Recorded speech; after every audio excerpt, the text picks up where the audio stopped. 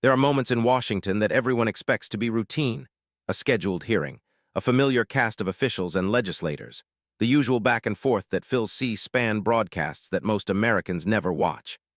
And then there are moments that break from that script entirely, moments where something real happens in front of the cameras, something that cannot be edited or walked back or reframed by a communications team before the clip is already everywhere. What happened when Pam Bondi and Jasmine Crockett ended up in the same room was one of those moments. It started as an oversight hearing. It ended as something the entire country was talking about. If you want to know exactly what happened, stay with this story all the way through, and before we get into it, hit that like button and subscribe right now so you never miss a moment like this one. Pam Bondi came into her role as Attorney General with a reputation built over years in Florida politics. She had served 2 terms as Florida's Attorney General, had been a visible and vocal surrogate for Donald Trump during some of the most turbulent periods of his political career, and had developed a style in public settings that was polished, confident, and carefully controlled. She knew how to handle a room. She knew how to handle questions. She had sat before legislative bodies before, had navigated adversarial questioning, and had come out of those experiences largely on her own terms. She was not, by any measure, a political novice who could be rattled by the ordinary pressures of a congressional hearing. That background matters, because what happened in that hearing room was not ordinary, and the fact that it caught even someone with Bondi's experience off balance says something significant about how the exchange unfolded. Jasmine Crockett arrived in Congress from Dallas, Texas, carrying a biography that does not fit the template most people have in their heads when they imagine a freshman congresswoman. Before she ever set foot on Capitol Hill, she had spent years as a defense attorney, not a policy analyst, not a campaign operative, not a former official making a transition into elected life, but an actual lawyer who had stood in actual courtrooms and done the grinding, detailed, adversarial work of challenging the government's case on behalf of people who needed someone in their corner. That experience shapes how a person thinks. It shapes how they listen. Shapes how they ask questions, not as performances designed to make a point for the cameras, but as tools designed to find where an argument breaks down. She brought all of that to Washington, and she had already demonstrated in previous hearings that she knew how to use it, but nothing she had done before quite prepared observers for what she would do in the room with Bondi. The hearing had been called to examine the Department of Justice's priorities and resource allocation under the new administration. On the surface, it was exactly the kind of oversight function that the House Judiciary Committee exists to perform, a legitimate and important review of how the nation's top law enforcement agency was directing its attention and its budget. Bondi arrived with prepared remarks, flanked by senior DOJ staff, visibly composed and ready for the session. The early portions of the hearing proceeded more or less as expected. Republican members asked questions that gave Bondi room to outline the administration's agenda. Democratic members pressed on areas where they had concerns. Bondi answered smoothly, deflecting the sharper questions with the practiced ease of someone who has done this kind of thing many times. Then Crockett's turn came, and the temperature in the room changed almost immediately. She did not begin with a speech. She did not open with a lengthy preamble about her concerns or her values or the principles at stake. She opened with a question, a specific, narrow, technical question about a specific decision the DOJ had made regarding the allocation of resources to a particular category of federal prosecutions. The question sounded almost bureaucratic in its precision. That was intentional. Crockett has the instinct, developed over years of courtroom work, of starting with something that seems small and contained, something that the other side answers without fully recognizing where the line of questioning is going. Bondi answered. It was a reasonable answer, professionally delivered. And then Crockett asked the next question, which used Bondi's own answer as its starting point, and the room began to understand that something more structured was happening here than a routine round of congressional questioning. The second question built on the first by pointing to a specific set of internal DOJ communications, obtained through the committee's oversight process, that appeared to tell a different story than the one Bondi had just offered. Not a wildly different story. Not a smoking gun in the cinematic sense, but a discrepancy, a gap between what had been said publicly about the DOJ's priorities and what the documentary record suggested about how those priorities had actually been implemented on the ground. Bondi's composure shifted slightly. It was subtle, the kind of shift that you would not necessarily notice if you were watching casually, but that was immediately visible to anyone paying close attention, and that the cameras caught in full. She asked for clarification on which communications Crockett was referring to. Crockett told her with precise specificity, including dates, reference numbers, and the names of the senior officials involved. Bondi asked for a moment. Her staff leaned in. That pause, brief as it was the first crack. In a congressional hearing, pauses of that kind carry weight. They signal that the person at the witness table has encountered something they did not expect to encounter, something their preparation did not fully account for. Bondi recovered and gave an answer, but the answer was noticeably more hedged than her earlier ones, qualified with phrases like, "to the best of my recollection," and "I would want to review the specific documents before commenting definitively." Crockett thanked her for the answer. And then she asked the question that the entire proceeding sequence had been building toward. She asked, directly and on the record, whether the discrepancy between the public statements and the internal communications reflected a deliberate choice by the department's leadership, or whether it reflected a gap in communication within the department that the Attorney General had not been fully briefed on. She framed it carefully, not as an accusation but as a question with two possible answers, and she noted, with the measured tone of someone who has set up exactly this kind of choice in courtrooms before, that both possible answers were significant. If it was a deliberate choice, that raised questions about transparency. If it was a gap in her own briefing, that raised questions about management and oversight within the department itself. Either way, something needed to be explained. The room went still. It is one of those moments that experienced congressional observers recognize instantly, when a question is so precisely constructed that there is no comfortable answer, when the witness is facing not a rhetorical trap, but a genuine evidentiary fork in the road. Bondi, to her credit, did not attempt to bluster through it. She acknowledged that the question raised legitimate concerns. She said that she would commit to reviewing the specific communications and providing the committee with a written response. It was a professional answer, the kind of answer that a careful and experienced official gives when they need to buy time and cannot afford to say something that will make the situation worse. But it was also unmistakably a retreat, a concession that she could not answer the question as asked with the information she had in front of her. Crockett was not done. She had anticipated the commitment to a written response. It is the standard move in situations like this, and she had a follow-up ready. She noted that the committee had already made 3 prior written requests for documentation related to this same area, and that those requests had been outstanding for a combined total of several months without a complete response. She asked the Attorney General to acknowledge, on the record, that the prior requests existed and that they had not been fully answered. This was a precise procedural move, the kind that matters more in legal and legislative contexts than it might appear to in the moment. By getting an acknowledgement on the record that prior requests had gone unanswered, Crockett was laying the foundation for a formal finding of non-compliance, something with real institutional consequences, not just political ones. Bondi pushed back at this point. She disputed the characterization of the prior requests as unanswered, arguing that the department had provided substantial documentation in response, and that the committee's definition of complete response was being applied in a way that no department could practically meet. Her voice had taken on an edge now, not quite sharp, but no longer the smoothly modulated tone she had maintained through the earlier part of the hearing. She pointed out that the DOJ operates under significant resource constraints, that oversight requests from multiple committees created competing demands, and that she believed her department had acted in good faith.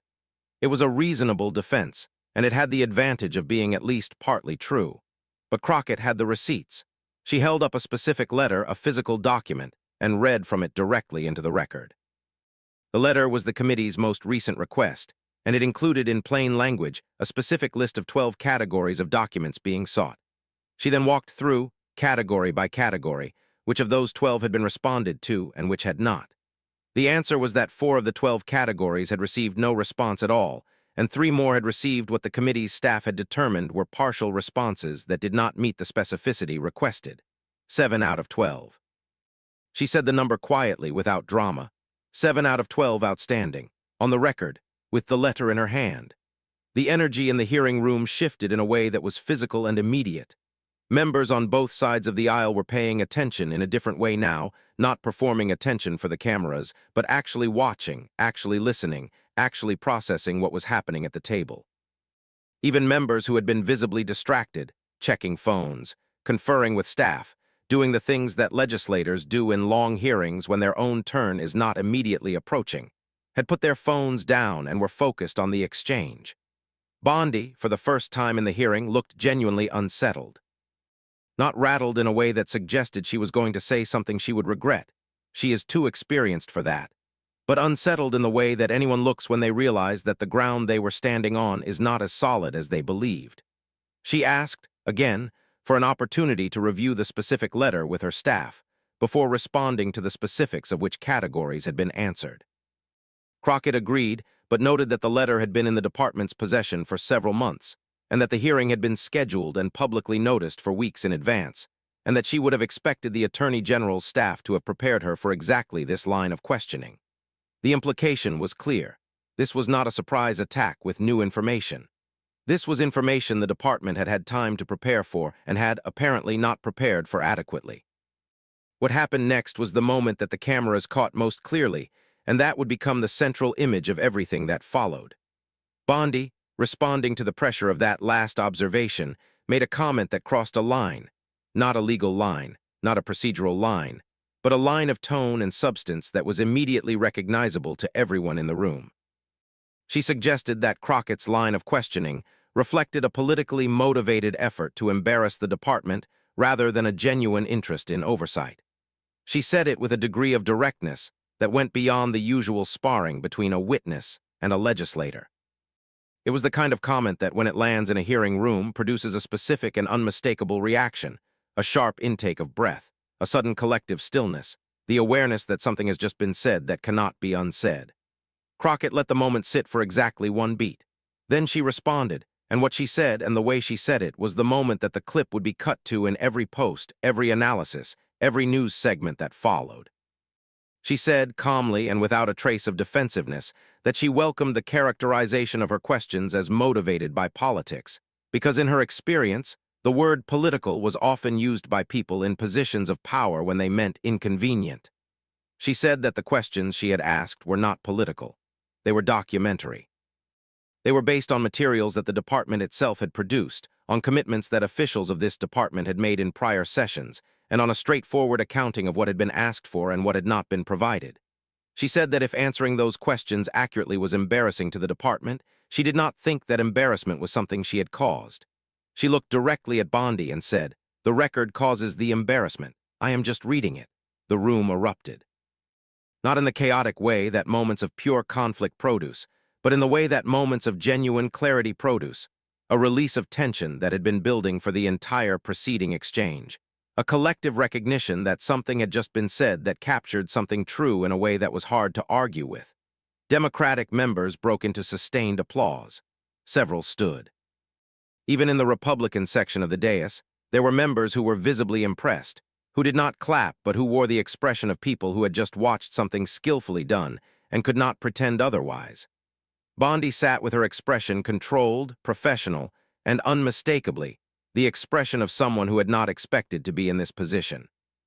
She had come to the hearing as the Attorney General of the United States, the nation's chief law enforcement officer, with a prepared set of remarks and a practiced set of responses, and the institutional weight of the Department of Justice behind her. She was leaving it having been placed on the record regarding unanswered requests, having been unable to answer a direct question about a documented discrepancy, and having made a comment that had been turned against her with the kind of precision that is genuinely difficult to recover from in the immediate moment. It would have been a difficult session for anyone. For someone with Bondi's experience and confidence, it represented an unusual and significant public reversal. The clip was everywhere within the hour. The specific exchange, Bondi's comment about political motivation, and Crockett's response, was the center of it, but media organizations and independent commentators quickly picked up on the broader arc of the hearing and began walking through the full sequence.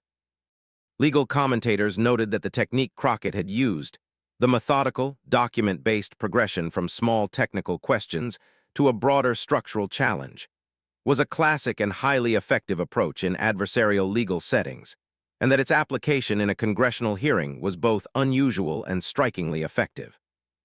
Political analysts focused on the strategic implications. The documented non-compliance with committee requests was not just a rhetorical point, but a potential foundation for formal oversight action that could have real institutional consequences. On X, The reaction was immediate and divided, as it always is, but the division had an interesting shape. Conservative commentators largely argued that Crockett had been grandstanding, that the hearing had been designed to create a political moment rather than produce genuine accountability, and that Bondi's underlying record on the issues the committee was examining was strong and defensible. These were coherent arguments, and they found an audience. But even within conservative media spaces, there were voices acknowledging that the exchange had not gone well for Bondi, that whatever one thought of the politics, she had not been prepared for the specificity of the questioning, and that a lack of preparation at that level was a legitimate problem for the department's credibility. Progressive media was louder and less qualified. Multiple prominent commentators described the exchange as one of the most effective pieces of congressional oversight they had witnessed in years. The specific phrase Crockett had used, "The record causes the embarrassment, I'm just reading it," became a kind of shorthand, quoted and requoted across platforms. Crockett's fundraising, as it happened before after high-profile moments, spiked visibly in the hours following the hearing. Her social media following grew by tens of thousands in a single day. Messages from lawyers, former prosecutors, and legal educators across the country flooded her office's public channels, many of them noting with a kind of professional pride that what she had done was the real work, not performance, not theater, but the disciplined application of legal thinking to political accountability. For Bondi, the aftermath required careful navigation. Her department put out a statement later that day affirming her commitment to congressional oversight and noting that the DOJ would be providing comprehensive responses to all outstanding requests within a defined time frame. It was a measured and professional response, and it accomplished what such responses are designed to accomplish. It moved the conversation from the dramatic to the procedural, from the personal to the institutional. But it also, by its very existence, confirmed the substance of what Crockett had raised. You do not issue a commitment to provide comprehensive responses if there is nothing to respond to. The broader political significance of the moment lies in something that goes beyond the specific exchange between two specific people on a specific Wednesday. It lies in what the moment illustrated about the nature of accountability in a political environment where so much of what passes for oversight is, in reality, carefully managed performance. Questions designed to generate clips, answers designed to avoid commitments, exchanges that produce heat without light.